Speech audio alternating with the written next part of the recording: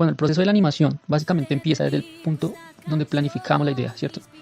Que a partir de una sinopsis construimos un guión literario, podemos construir también un guión técnico, ¿cierto? Y un guión gráfico, que en este caso sería el storyboard. Eso es lo más importante que tenemos que tener en cuenta para empezarnos a crear nuestra animación. Recordemos que estamos en la preproducción.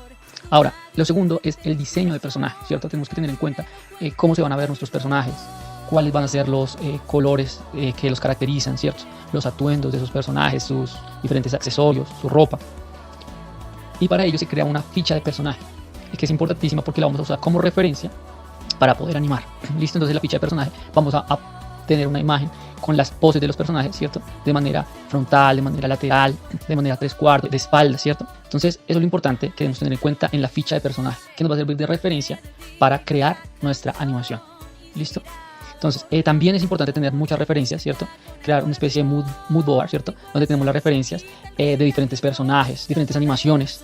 Entonces, digamos, para crear un personaje podemos tener referencias de diferentes personajes que nos dan las características de ese personaje. Y en la ficha de personaje se especifica también eso, se especifica sus características, cómo se comporta, si es alegre, un poco más retraído, ¿cierto? O de pronto es divertido, espontáneo, ¿cierto? Todo eso va en la ficha del personaje, cuál es su carácter, cuál es su personalidad, ¿cierto? Es importante tener en cuenta todo esto de referencia en el diseño de personajes.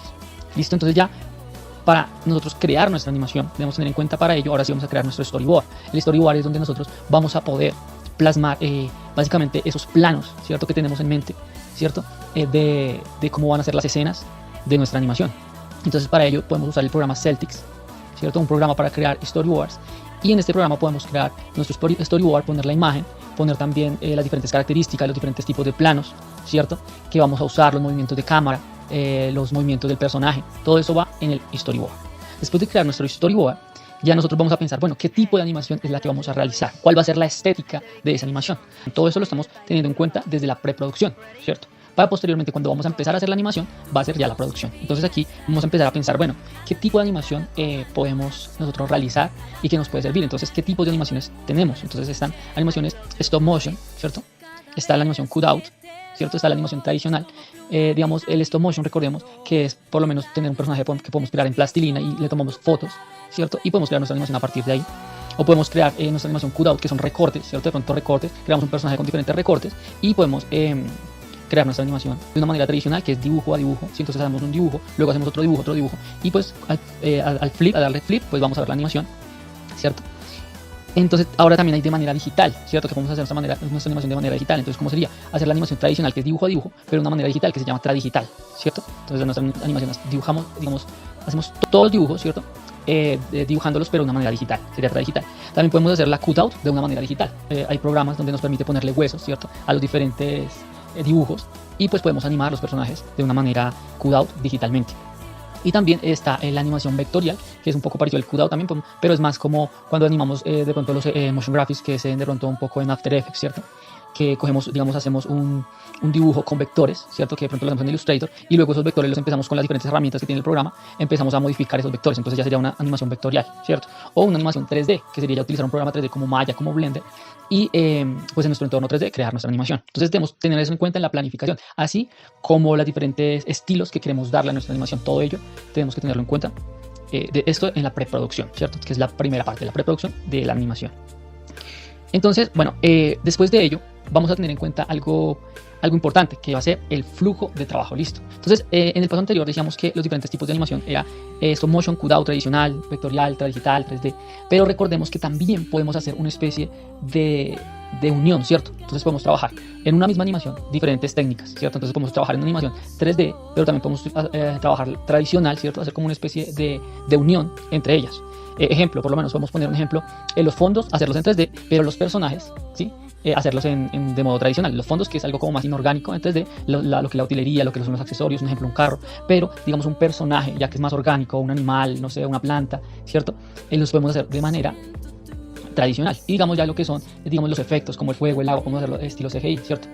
Entonces, estas son diferentes técnicas que tenemos, que podemos ir usando. También podemos hacer, no sé, una especie de stop motion, ¿cierto? Entonces creamos nuestro personaje, digamos, en stop motion, ¿cierto? Le tomamos la fotografía de nuestro personaje, lo pasamos a la computadora y digitalmente nosotros de una manera tradicional podemos agregarle, no sé, digamos, las expresiones, la boca, los ojos, ¿cierto? Entonces hay diferentes como injertos, ¿cierto? Y diferentes maneras de unir las técnicas de animación. Entonces vamos ahora sí al flujo de trabajo, ¿cierto? O sea, tenemos en cuenta el storyboard. A partir del storyboard que ya teníamos, que hemos hablado previamente, vamos a crear una animática, que es simplemente poner en secuencia esas imágenes, ponerle sonido y más o menos ver el tiempo de duración que va a durar, más o menos editarlo, y el tiempo de duración que va a durar esa animación.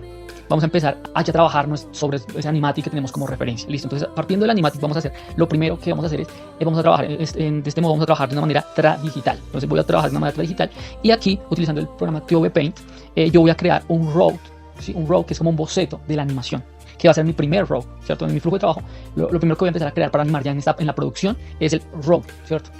Entonces, el primer road, simplemente, ¿para qué sirve? Para yo crear mi animación. En este boceto no me voy a dedicar a que queden perfectos, digamos, no sé, el dibujo, sino es más enfocado a la animación, ¿cierto? Que quede muy bien lo que es el timing, lo que es la animación en sí. Entonces, para ello, ¿qué debemos tener en cuenta? Referencias de animación. Digamos, si yo voy a hacer, no sé, una persona que está saltando, pues yo lo que hago es de pronto grabo a alguien saltando y cojo ese video como referencia, ¿cierto? O también puedo usar, no sé, un programa de 3D para hacer, no sé, alguien como saltando, ¿cierto? Un personaje saltando y lo cojo también de referencia. O también puedo utilizar el stop motion, como hablábamos, para poder tener de referencia, ¿cierto? Diferentes fotos para crear posteriormente, pues, mi dibujo, ¿cierto?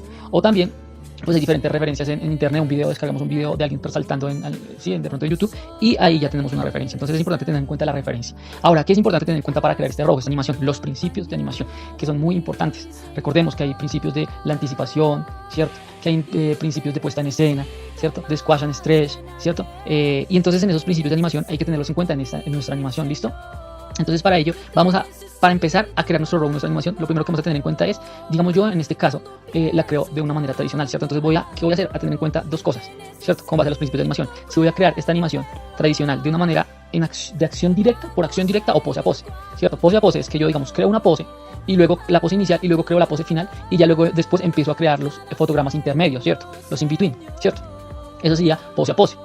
O acción directa es que simplemente empiezo en el fotograma 1 y sigo dibujando pose tras pose, fotograma 2, fotograma 3, todo secuencialmente, ¿listo? Entonces ten en cuenta eso, acción directa o pose a pose.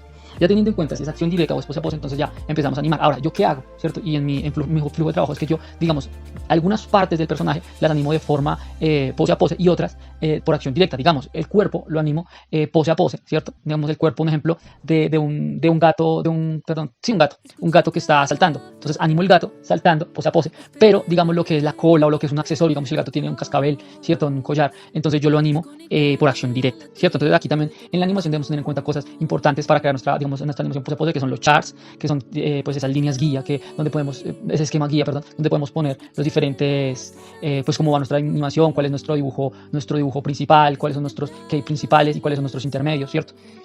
También podemos crear en este momento en el RAW previamente unas líneas guía o unas curvas guía, ¿cierto? Que nos van a servir para nosotros entender el movimiento. Digamos, si el gato está saltando, entonces puedo crear una curva que me muestra cómo el gato va saltando, ¿cierto? O que me puede servir de guía para después, posteriormente, yo ir dibujando una pose tras otra pose. ¿Listo? Entonces es importante los charts, las líneas de referencias que van a hacer pues esas curvas. También pues aquí en el RAW pues hablábamos de que es importante pues las referencias, no tener en cuenta esas referencias, y también las referencias podemos usar rotoscopia, ¿cierto? Como referencia, ¿sí? Cogemos y copiamos, digámoslo así, calcamos los fotogramas claves, ¿cierto? En rotoscopia, y ya nosotros mismos, de una manera tradicional, nosotros mismos creamos los intermedios, ¿cierto? Listo, entonces ya después de que tenemos el RAW 1, que básicamente es un boceto, ¿cierto? Un borrador, ya vamos a crear nuestro RAW 2, ¿sí? En el flujo de trabajo. ¿Cuál es la función de crear un RAW 2? Ahora, sobre este RAW 1, que le bajamos la opacidad, creamos el RAW 2, y la función del RAW 2 es el dibujo, ¿sí? Es el dibujo. Acá nos vamos a centrar en el dibujo.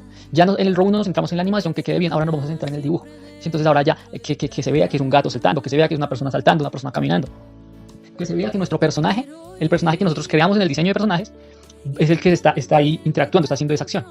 Para eso es importantísimo tener en cuenta nuestra ficha de personaje como referencia que ya habíamos diseñado previamente. Entonces ponemos, digamos, como referencia, tenemos la cara de un personaje, entonces vamos a calcar la posición que necesitamos. Entonces, digamos, si ella está de lado, ¿cierto? De perfil, entonces vamos a calcar, ella está caminando de perfil, vamos a calcar la ficha de referencia como nos muestra como nuestro personaje de perfil, y con base a eso vamos creando nuestro RAW 2, que es creando nuestro dibujo, pero también es importante tampoco de pronto detallarlo mucho, o sea, sí que quede bien el dibujo y que se entienda, pero como cuando uno hace el dibujo a lápiz, algo así, queda bien el dibujo pero a lápiz, porque posteriormente vamos a hacer otro paso que va a ser limpiar ese dibujo, listo, que va a ser el cleanup. Entonces por eso de pronto no meterle tanto tiempo al RAW, o sea, digamos, para detallar el RAW 2, o sea, sí que nos quede bien, pero el detalle va a ser más adelante.